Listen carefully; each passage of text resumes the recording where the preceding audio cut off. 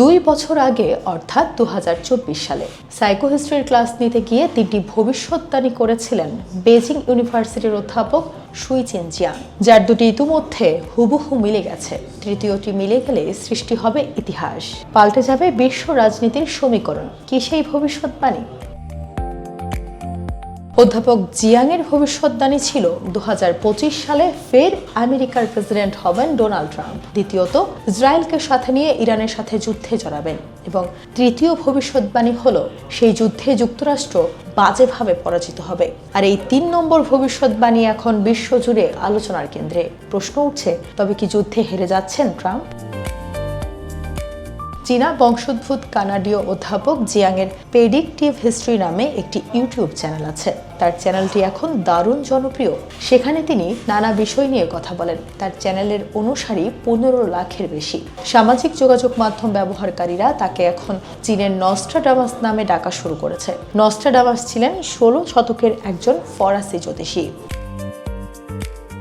অধ্যাপক জিয়াংয়ের ভবিষ্যদ্বাণী ছিল সম্পূর্ণ ইতিহাস থেকে পাওয়া ডেটা এবং বৈজ্ঞানিকভাবে সেই ডেটার অ্যানালাইসিস থেকে। প্রফেসর জিয়াং বলেন, আমেরিকা ট্রাম্পের সরকার ক্ষমতায় আসার একটা বড় এজেন্ডা ছিল ইরান সিচুয়েশনকে কন্ট্রোল করা।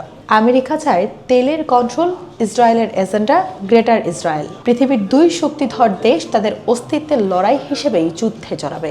জিয়াং আরও বলেন, সবথেকে ওয়েল ইকুইপড যন্ত্রপাতি নিয়েও শক্তিধর যুক্তরাষ্ট্র হেরে যাবে দুর্বল ইরানের কাছে। প্রশ্ন হচ্ছে, কিভাবে হারবে আমেরিকা? অধ্যাপক জিয়াংয়ের মতে এই যুদ্ধ যুক্তরাষ্ট্রের জন্য বিপর্যয়কর হতে পারে, কারণ ভৌগোলিক ও কৌশলগত সুবিধা। ইরানের পাহাড়ি ভূখণ্ড এবং 20 বছরের যুদ্ধের প্রস্তুতি তাদের দীর্ঘস্থায়ী যুদ্ধে টিকে থাকতে সাহায্য করবে। জিয়াং মনে করেন, এটি একটি দীর্ঘস্থায়ী যুদ্ধ হবে যা যুক্তরাষ্ট্রের সমরাস্ত্র সরবরাহ ব্যবস্থা এবং রাজনৈতিক ইচ্ছাশক্তিকে নিঃশেষ করে ফেলবে। আঞ্চলিক প্রক্সি যেমন হিজবুল্লাহ, হামাস এবং হুথিদের মতো ইরানের মিত্ররা মার্কিন কৌশল দুর্বল করতে কার্যকরী ভূমিকা রাখবে। এছাড়া অর্থনৈতিক প্রভাব, ইরান তেল ক্ষেত্র এবং সমুদ্রপথ লক্ষ্য করে বৈশ্বিক অর্থনীতিতে ধস নামাতে পারে, যা যুক্তরাষ্ট্রের উপর চাপ সৃষ্টি করবে।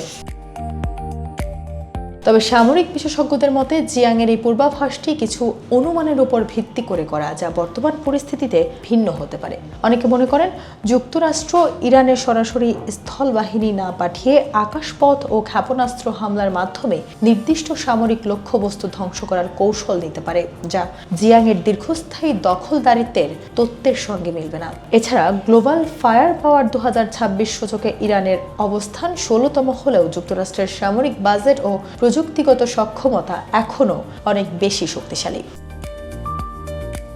অধ্যাপক জিয়াংয়ের আগের 2টি ভবিষ্যদ্বাণী মিলে যাওয়ায় তার তৃতীয় দাবিটি নিয়ে ব্যাপক চাঞ্চল্য তৈরি হয়েছে। তবে যুদ্ধের ফলাফল কেবল সামরিক শক্তির উপর নয়, বরং আন্তর্জাতিক কূটনীতি এবং চীনের মতো দেশগুলোর ভূমিকার উপরও নির্ভর করবে বলে মনে করছেন বিশেষজ্ঞরা।